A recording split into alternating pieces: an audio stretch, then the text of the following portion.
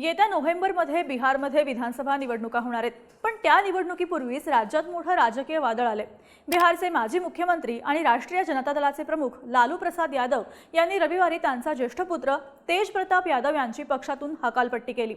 तेज प्रताप यादव यांना 6 वर्षांसाठी पक्षातून काढून टाकण्यात आले। एवढंच नाही तर लालू यांनी तेज प्रताप यांना यादव परिवारातूनही काढून टाकले। शनिवारी तेज प्रताप यादव यांची एक फेसबुक पोस्ट व्हायरल झाली होती। त्यानंतर लालू प्रसाद यादव यांच्याकडून ही कारवाई करण्यात आली। विधानसभा निवडणुकीच्या तोंडावर या सगळ्या घडामोडी घडल्यानं याची आता चांगलीच चर्चा व्हायला लागली आहे। पण नेमकं हे प्रकरण आहे काय? तेज प्रताप यादव यांची पक्ष आणि परिवारातून हकालपट्टी का करण्यात आली? आता त्याचं पुढे काय होणार? मुख्य म्हणजे याचा बिहार निवडणुकीवर काय परिणाम होऊ शकतो, जाणून घेऊया त्या व्हिडिओच्या माध्यमातून। नमस्कार, मी अदिती आणि तुम्ही पाहताय बोल भिडू। तर सगळ्यात आधी तेज प्रताप यादव यांना पक्ष आणि परिवारातून काढून का टाकण्यात आलं ते पाहूया। शनिवारी 24 मेला तेज प्रताप यांच्या फेसबुक अकाउंटवर एका महिलेसोबतचा फोटो पोस्ट करण्यात आला होता। पोस्टमध्ये लिहिलं होतं, मी तेज प्रताप यादव आहे आणि माझ्यासोबत या फोटोत दिसणारी मुलगी अनुष्का यादव आहे। आम्ही दोघंही गेल्या 12 वर्षांपासून एकमेकांना ओळखतो आणि एकमेकांवर प्रेम करतो। आम्ही गेल्या 12 वर्षांपासून रिलेशनशिपमध्ये आहोत।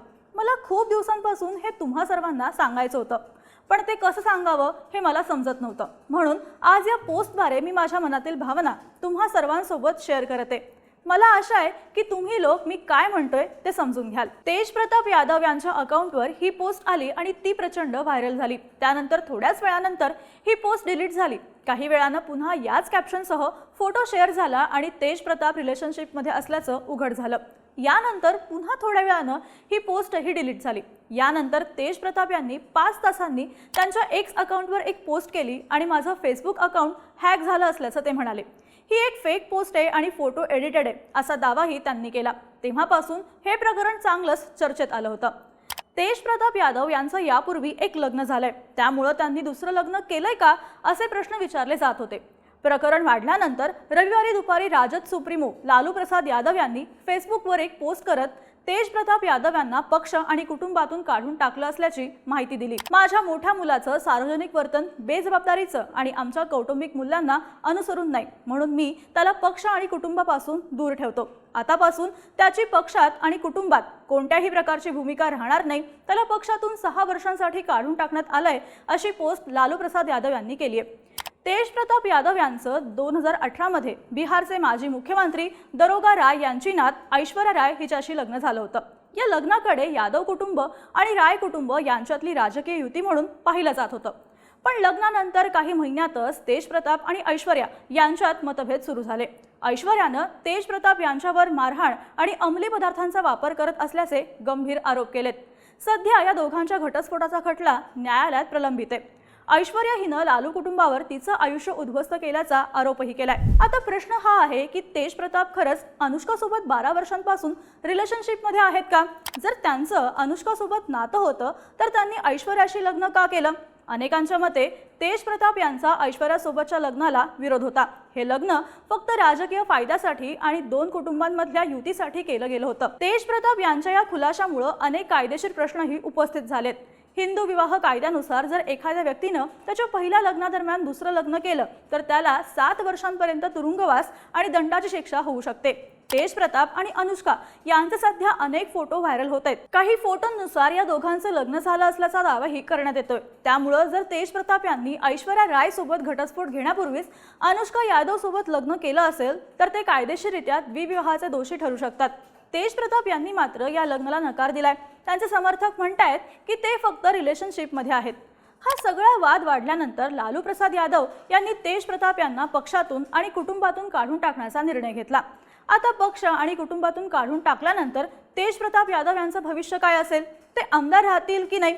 पुढच्या निवडणुकीत त्यांना तिकीट मिळेल की नाही असे प्रश्नही विचारले जात आहेत। तर तेज प्रताप यांना 6 वर्षांसाठी पक्षातून काढून टाकलं असल्यामुळे ते आता आरजेडीच्या चिन्हावर निवडणूक लढवू शकणार नाहीत। म्हणजेच आगामी बिहार विधानसभा निवडणुकीत तेज प्रताप यांना राजद विधानसभेचं तिकीट देणार नाही हे स्पष्ट आहे। पण जर तेज प्रताप यांना निवडणूक लढवायची असेल तर ते अपक्ष म्हणून किंवा स्वतःचा पक्ष स्थापन करून निवडणूक लढवू शकतात। पण अनेक विश्लेषकांच्या मते तेज प्रताप यांच्यात अपक्ष निवडणूक जिंकून येण्याची ताकद नाही। आता तेज प्रताप यांना पक्षातून काढून टाकल्यानंतर लगेच त्यांची आमदारकी जाईल का?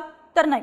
सध्या लालू प्रसाद यादव यांनी त्यांची फक्त पक्षातून हकालपट्टीची घोषणा केली आहे। त्यांना आमदारकीवरून काढण्यासाठी पक्षाला विधानसभेच्या अध्यक्षांकडे त्यांचे सदस्यत्व रद्द करण्यात यावं असा लेखी अर्ज द्यावा लागेल। यानंतर विधानसभेचे अध्यक्ष आपला निर्णय घेतील। म्हणजेच सध्या तरी तेजप्रताप यांच्या आमदारकीला धोका नाही। आता प्रश्न हा आहे की या सगळ्याचा परिणाम बिहार निवडणुकीवर होऊ शकतो का?